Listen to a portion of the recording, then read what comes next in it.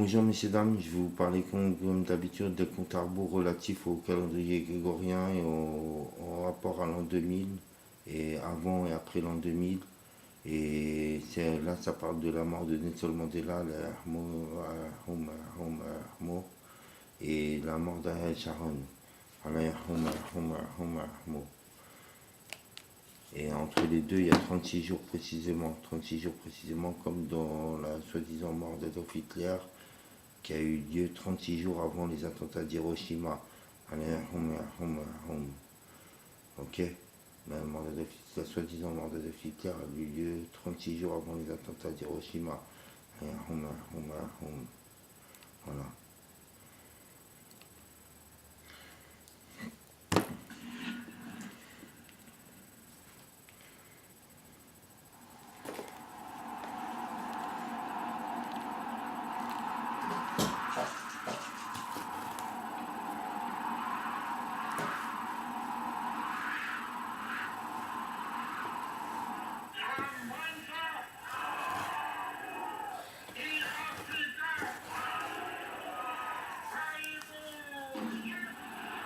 Février 1990, l'émotion.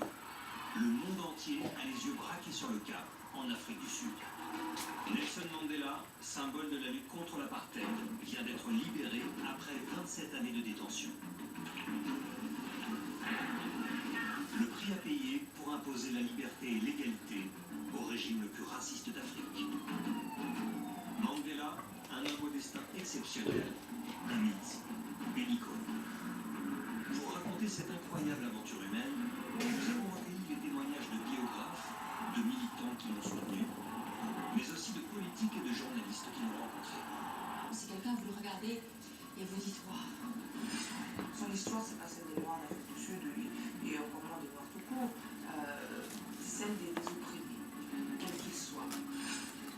Seul Mandela pouvait faire entendre la voix de la raison et de la réconciliation. C'était vraiment un homme adoré dans le monde entier.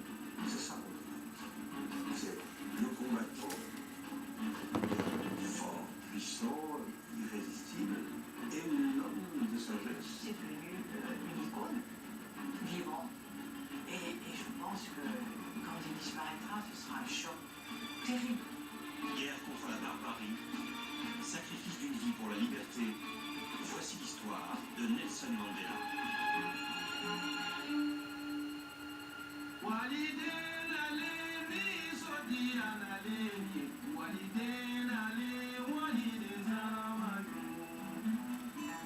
1938, Kounou, un village de la région du Transkaï, en Afrique du Sud. Sur les collines, des huttes et des troupeaux. C'est dans cet univers que grandit Roli Chacha Mandela, un jeune garçon issu de la famille royale du peuple Tambou. Son destin est déjà déterminé par les chefs de sa tribu.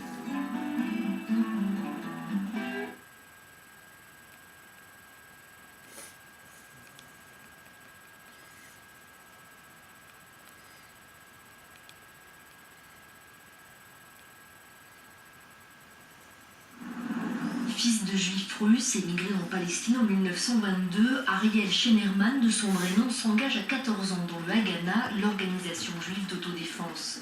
Il effectue une bonne partie de sa carrière sous les drapeaux. En 1972, à 44 ans, il se lance en politique, d'abord comme député du Likoud, avant de fonder son propre parti, puis de revenir dans les rangs du Likoud. Ainsi commence une carrière de faucon dédiée à la défense des colons religieux, lui qui ne l'a jamais été. En 1981, il renoue avec sa première passion, l'armée, au poste suprême. Ministre de la Défense du gouvernement Begin, il sera le maître d'œuvre de l'invasion du Liban en juin 1982, l'opération Paix en Galilée. Sharon a promis une guerre éclair pour en finir avec le problème palestinien et son vieil ennemi, Yasser Arafat, mais la guerre s'enlise, le bilan est lourd. Le 16 septembre 1982, c'est le massacre de Sabra et Shatila. Des miliciens libanais alliés à Tsahal entrent dans les camps.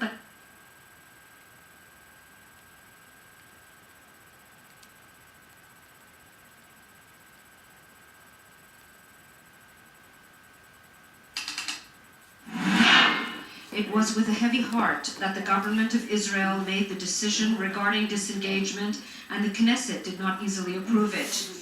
It is no secret that I, like many others, believed and hoped that we could forever hold on to Netzarim and Kfar Darom. However, the changing reality in this country, in the region and the world required another reassessment and changing of positions. Gaza cannot be held onto forever. Over 1 million Palestinians live there, and they double their numbers with every generation. They live in incredibly cramped and refugee camps, in poverty and squalor, in hotbeds of ever-increasing hatred, with no hope whatsoever on the horizon. The unilateral disengagement plan, which I announced approximately 2 years ago, is the Israeli answer to this reality. This plan is good for Israel in any future scenario. We are reducing the day-to-day friction and its victims on both sides.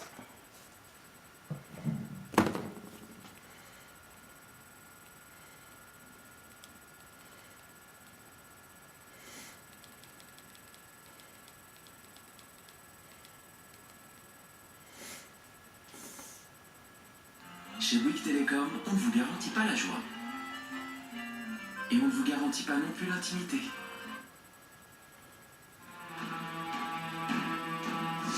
Vous vous apprêtez à grimper les 148 marches de la crime, la célèbre brigade criminelle du 36 quai des Orfèvres, l'un des fleurons de la préfecture de police.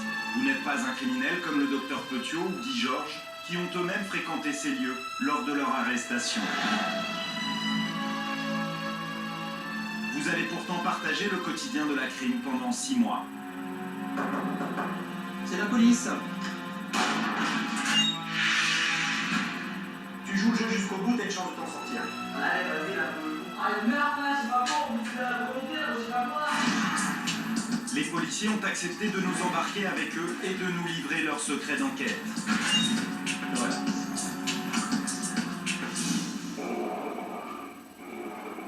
C'est curieux, hein?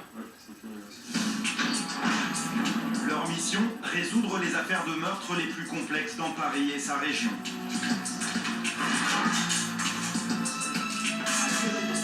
Leurs outils, la police scientifique et surtout le temps, les enquêteurs ne lâchent jamais. C'est la police, touche pas! Touche pas! Attends, je ne touche pas non plus! Touche pas, lève les mains! Ah, c'est bon.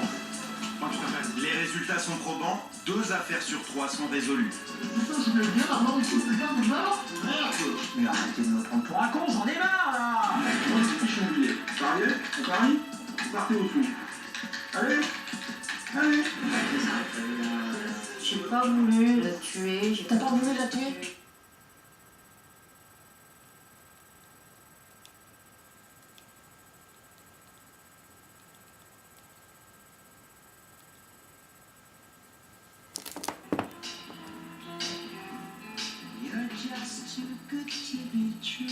Quand on est amoureux, on est prêt à sauter du haut de l'Empire State Building d'un seul élan.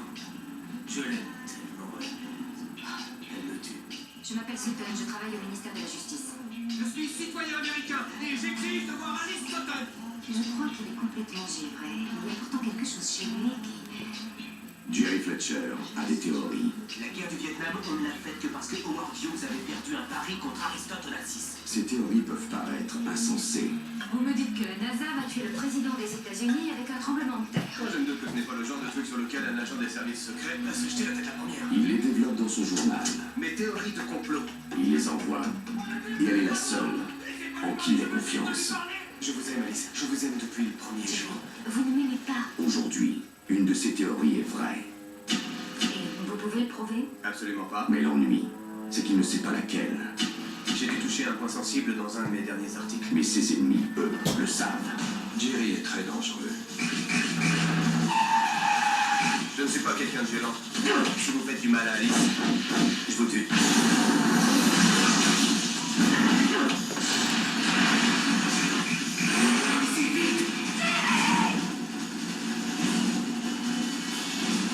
Complot. Un film de Richard Donner.